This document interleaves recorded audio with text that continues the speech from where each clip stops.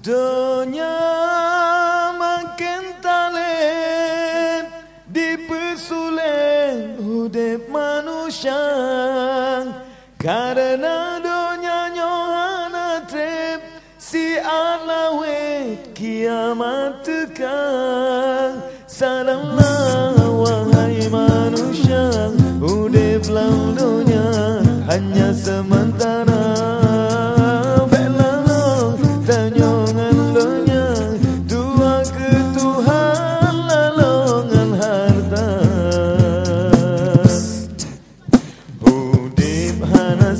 Terasa mangat, kadang nikmat hana terasa. Ada yang kana hana merasa sip, gaduh talit lain tamita. Hana sip, hana sip. Ada yang kana